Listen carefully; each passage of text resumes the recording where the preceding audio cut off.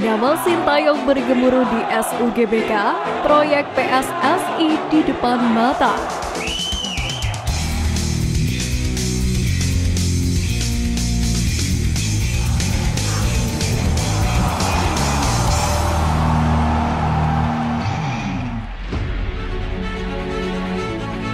Timnas Indonesia berhasil menumbangkan Timnas Brunei Darussalam dengan skor mencolok 6-0 pada malam tadi.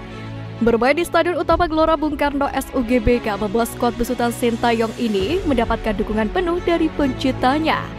Nyanyian demi nyanyian terus disuarakan sejak ditiupnya peluit panjang pertama, di mana supporter makin bersemangat karena sejak dimulainya babak pertama, skuad Garuda langsung bermain menyerang. 2 gol cepat pun menjadikan suasana Stadion Utama Gelora Bung Karno semakin bergemuruh. Utamanya, Ultras Garuda yang terlihat memadati tribun utara dan selatan SUGBK. Bermain ditekan penuh oleh sang tuan rumah, Brunei Darussalam hampir tidak pernah menembus pertahanan Timnas Indonesia. Sempat terlihat juga kiper Timnas Indonesia Dadio Argawinata lebih banyak menganggur. Tak jarang dia sampai keluar dari sarangnya hingga luar kotak penalti. Formasi 4-3-3 racikan Sintayong sukses besar menekan pasukan lebah habis-habisan. Melihat performa Garuda yang beringas, supporter pun terus meneriakkan semangat untuk Timnas Indonesia hingga menit terakhir pertandingan. Skuad Garuda pun berhasil menghujani gawang Brunei Darussalam dengan 6 gol tanpa balas. Hasil ini pun menjadi modal bagus buat skuad Garuda Muda untuk bertandang ke markas Brunei Darussalam.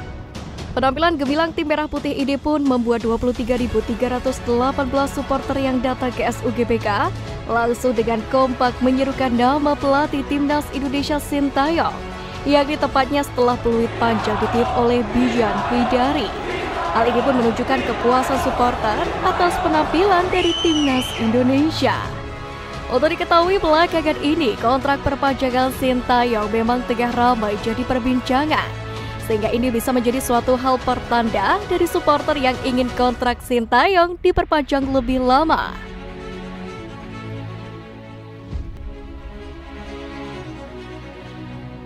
Sebab PSSI hanya memperpanjang kontrak Sintayong selama 6 bulan. Meski ada opsi untuk diperpanjang dan ini akan dilihat dari pertandingan di Piala Asia 2023 pada Januari 2024 nanti.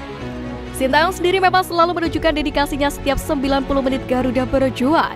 Hal itu juga terlihat di pertandingan semalam, di mana Garuda memang menang besar, tetapi selama pertandingan berlangsung Sintayong terlihat tetap berdiri di pinggir lapangan, yakni untuk memberikan instruksi langsung kepada pemain. Pelatih asal Korea Selatan tersebut bahkan tak terlihat santai sama sekali selama jalannya pertandingan ini. Ini terlihat jelas karena Sintayong terus memberikan arahan-arahan kepada para pemainnya.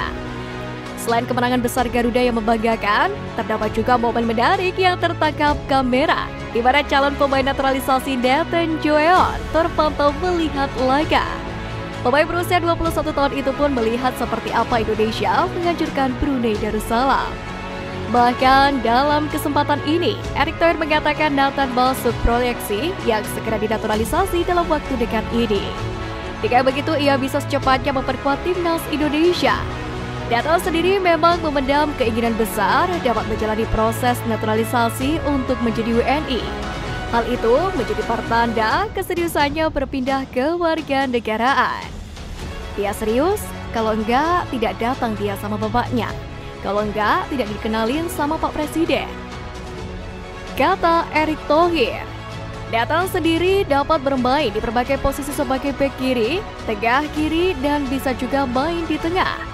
Tentunya hal itu akan sangat menguntungkan untuk pelatih Timnas Indonesia Sintayong dalam meramu taktiknya nanti. Sementara secara statistik hingga pertengahan musim ini, Nathan baru mencatatkan 3 caps bersama tim U21 Swansea City. Terakhir ia bermain pada 23 September 2023, yakni saat klubnya menang 4-0 atas Hull City U21. Jika benar sang pemain menjalani proses naturalisasi, maka nilai plusnya adalah soal alternatif pemain di sektor belakang untuk Sintayong akan semakin banyak. Sebelumnya, kabar mengenai rencana naturalisasi Nathan sendiri sudah dikabarkan oleh pelatih Timnas Indonesia Sintayong. di mana arsitek asal Korea Selatan itu mengkonfirmasi PSSI tengah menggodok proses naturalisasi pemain berposisi bek sayap tersebut, meski belum diumumkan secara resmi. Bahkan, juru racik asal Korea Selatan ini mendoakan prosesnya lancar. Nathan sendiri merupakan pemain kelahiran Rotterdam, Belanda pada 22 Desember 2001. Nathan memiliki darah Indonesia, tepatnya dari Sumatera.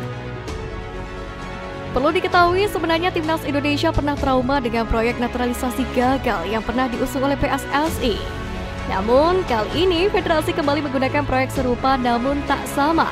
Di bawah nakoda Sintayong, proses naturalisasi Timnas Indonesia dianggap lebih terarah. Hal ini pun mulai terlihat saat di bawah kendali Sintayong, pasukan Garuda tampil berkarakter dan pantang menyerah di Piala AFF 2020. Talenta-talenta muda macam Pratama Arhan, Rabai Rubakik, Rahmat Irianto, dan Alvendra Dewangga menjadi idola baru. Adapun Witan Sulaiman, Egy Maulana Fikri, atau Evan Dimas sudah malang melintang terlebih dahulu. Sementara Iqbal Nevo yang jadi pemain naturalisasi dengan jam terbang tinggi lebih sering diparkir di bangku cadangan. Akan tetapi kiprah Indonesia yang mengandalkan talenta lokal justru menuai pujian setinggi langit. Penampilan skuad arahan Sintayong di Piala AFF sebenarnya dapat diartikan bahwa talenta Indonesia saat itu berkualitas baik. Banyak pemain muda yang berpotensi jadi bintang. Sampai kini juru taktik asal Korea Selatan ini mampu menaikkan level permainan dari Timnas Indonesia.